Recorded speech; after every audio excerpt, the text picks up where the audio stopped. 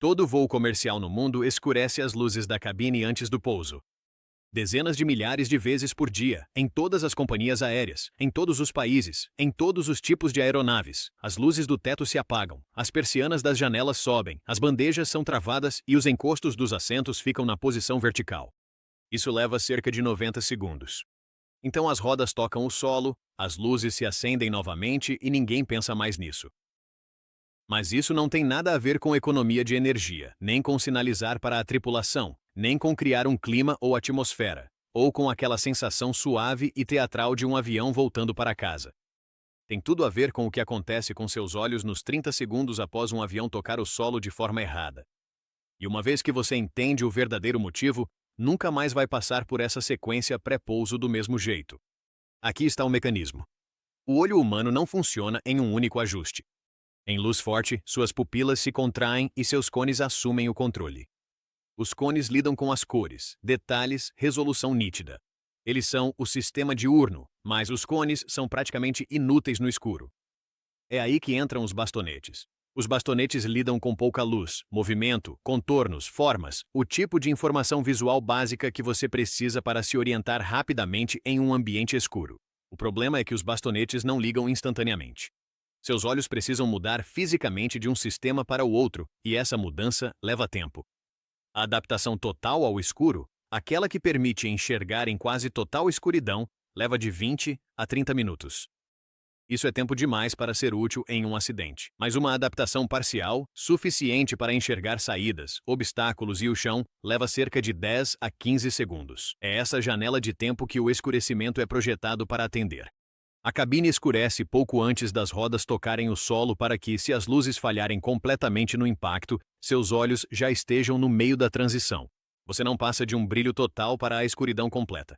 Você passa do escuro para o breu. E seus bastonetes já estão ativos. As luzes não estão criando calma. Elas estão preparando o seu sistema de sobrevivência. A maioria das pessoas acha que é por um motivo totalmente diferente. Conforto durante a turbulência, um sinal de pouso para a tripulação, uma forma de fazer a descida parecer mais suave, mais intencional, como um palco escurecendo antes do ato final. Essas suposições fazem sentido porque combinam com a experiência. A cabine escurece. Algo parece diferente. O pouso acontece. O cérebro conecta esses pontos e cria uma história. Mas as companhias aéreas nunca corrigiram essa história, e há um motivo para isso. Corrigir isso exigiria dizer em voz alta: os próximos 90 segundos podem dar catastroficamente errado e precisamos que seus olhos estejam prontos para isso. Nenhuma instrução de segurança de companhia aérea é baseada nessa frase, então a lógica real permanece oculta e o ritual continua acontecendo diante de todos, sendo mal interpretado pela maioria a bordo. Esta é a parte que todo mundo ignora. O escurecimento não é feito por um único interruptor. São 4 sistemas funcionando juntos, e cada um tem um propósito mecânico específico que a maioria dos passageiros nunca associa à sobrevivência. As luzes se apagam primeiro. As pupilas começam a dilatar. O sistema de bastonetes começa a se aquecer. Pense nisso como seus olhos mudando de um holofote para uma lente grande angular, trocando nitidez por alcance. Simultaneamente, os comissários de bordo pedem aos passageiros que levantem as persianas das janelas. Essa instrução quase sempre é interpretada como uma gentileza. Deixar o comissário ver as condições da asa, dar ao avião uma sensação agradável e aberta na descida. Mas a verdadeira função é mais precisa. Em um cenário pós-acidente, a fumaça preenche a cabine do teto para baixo, e isso acontece rapidamente. Um passageiro com a persiana da janela fechada perde sua única referência visual à luz externa. A única pista que indica a uma pessoa desorientada qual direção leva para fora. A persiana aberta é um ponto de referência para a navegação. Em seguida, as mesas de bandeja são recolhidas. Uma mesa de bandeja travada não tem a ver com organização. Tem a ver com o fato de que uma mesa de metal, na altura da cintura, se torna um ariete entre você e o corredor em uma desaceleração repentina, e que a pessoa que a recolhe acabou de liberar uma rota de evacuação para quem está sentado 3 fileiras atrás. Por fim, encostos de assento na posição vertical. Não porque seja mais confortável, mas porque um encosto reclinado impede a pessoa atrás dele de se levantar e avançar, e porque uma tela no encosto reclinado fica exatamente na altura do rosto durante um impacto frontal. Essas não são 4 regras separadas inventadas por 4 comitês de segurança diferentes. Elas formam um sistema integrado, uma sequência de preparação para a evacuação criada para funcionar de forma invisível dentro do ritmo normal de um voo, para que os passageiros obedeçam sem saber por que estão obedecendo. Mas é aqui que a coisa fica maluca. Os 90 segundos não são uma diretriz ou uma meta aproximada. É uma exigência de certificação da FIA. Todo avião comercial, antes de ser legalmente autorizado a transportar passageiros, deve demonstrar que todas as pessoas a bordo conseguem evacuar o avião em 90 segundos ou menos, usando apenas metade das saídas, em condições mistas e com uma amostra realista de passageiros, incluindo idosos e pessoas com mobilidade reduzida. Se um avião não passar nesse teste, ele não pode ser certificado. Ele não pode voar comercialmente. O design da aeronave, a largura do corredor, a localização das saídas, o espaçamento dos assentos, tudo é planejado em torno desse número. E a sequência pré-pouso é estruturada levando em conta que 90 segundos não é muito tempo para mover 400 pessoas por um tubo em chamas. Pense no que realmente são 90 segundos. É mais ou menos o tempo que você leva para ler este parágrafo 2 vezes. É mais curto do que a maioria das viagens de elevador em um prédio alto. É a diferença entre estar vivo ou não em uma emergência aeronáutica, e é esse o número que todo o ritual pré-pouso está secretamente protegendo. Agora compare com a decolagem. A cabine também escurece nesse momento. Mesmo protocolo, mesmo motivo, mas quase ninguém percebe porque a atenção está presa na velocidade, na sensação de aceleração, no som dos motores em potência máxima. O escurecimento acontece em segundo plano e passa despercebido. Mas os riscos na decolagem e no pouso não são idênticos. Se algo der errado na decolagem, o avião está no solo, se movendo para frente, e o ambiente ao seu redor é uma pista, aberta, iluminada, previsível. Se algo der errado no pouso, o avião pode estar desacelerando de 160 milhas por hora, possivelmente pegando fogo, possivelmente com danos estruturais, em condições que ninguém a bordo viu ainda. A desorientação é pior em velocidades mais altas. As variáveis são menos controladas. O escurecimento das luzes no pouso tem mais importância exatamente por esse motivo. O mesmo interruptor, gravidade diferente. O protocolo surgiu nos anos 60, quando os voos a jato cresceram além do que as pesquisas de segurança acompanhavam. Os primeiros jatos voavam mais alto, rápido e pesado que seus antecessores, e peritos notaram um padrão nos relatos. Sobreviventes de quedas ao anoitecer relataram o mesmo. Tropeços no escuro, perdendo saídas a 2 fileiras de distância e batendo em poltronas invisíveis. Elas não estavam em pânico, elas não estavam incapacitadas. Seus olhos não tinham se ajustado e, até se adaptarem, a janela de sobrevivência fechou. Em 1965, pesquisadores da FAA em Oklahoma testaram a base dos protocolos modernos de pré-pouso.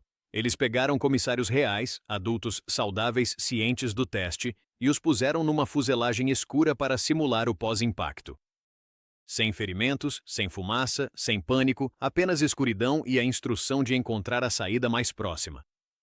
Os resultados foram impressionantes. Mesmo sob condições controladas, mesmo sabendo que era um exercício, adultos saudáveis levaram entre 18 e 25 segundos apenas para localizar uma saída em uma fuselagem escura e desconhecida. Não para alcançá-la, nem para abri-la, apenas para encontrá-la. Em um acidente real com fogo presente, toda a estrutura da janela de 90 segundos começa a desmoronar no momento em que esses 18 segundos são gastos parados no escuro tentando enxergar. A sequência de escurecimento antes do pouso não foi inventada a partir de uma teoria. Ela foi desenvolvida ao observar pessoas reais falharem no escuro e, então, usar a própria luz como solução. Esse sistema tem funcionado ao seu redor toda vez que você voou, incorporado em detalhes que pareciam rotina.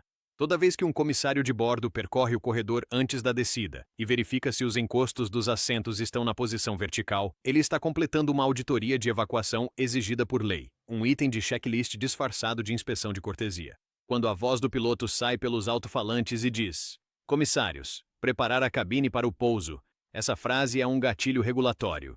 Ela não apenas informa. Ela obriga legalmente a tripulação a completar um conjunto específico de tarefas antes das rodas tocarem o solo. O anúncio não é apenas informativo. É uma ordem para uma equipe de segurança paralela que opera no mesmo espaço em que você está sentado. As pequenas luzes em forma de seta embutidas no chão ao longo de cada fileira de todas as aeronaves comerciais não são decorativas.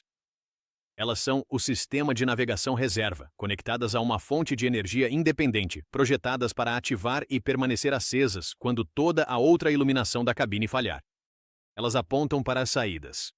Elas existem para o cenário específico em que as luzes superiores se apagam e a única coisa que mantém os passageiros orientados é uma linha de luzes na altura dos tornozelos guiando-os para frente.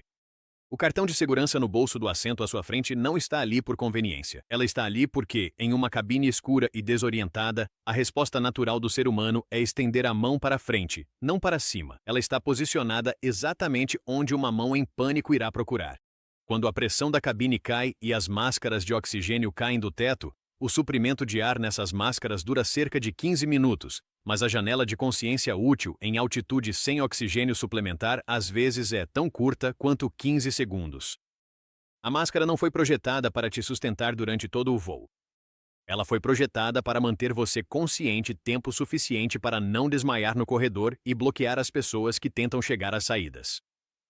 Os comissários de bordo sentam-se de frente para os passageiros durante a decolagem e o pouso, não por sua própria segurança, embora a posição voltada para trás realmente os proteja do impacto. Eles ficam de frente porque são treinados para observar os primeiros sinais de ferimentos, pânico e confusão nas fileiras à sua frente, para identificar, nos primeiros segundos após o impacto, quem precisa de ajuda e quem pode ajudar os outros. A orientação na fileira da saída de emergência.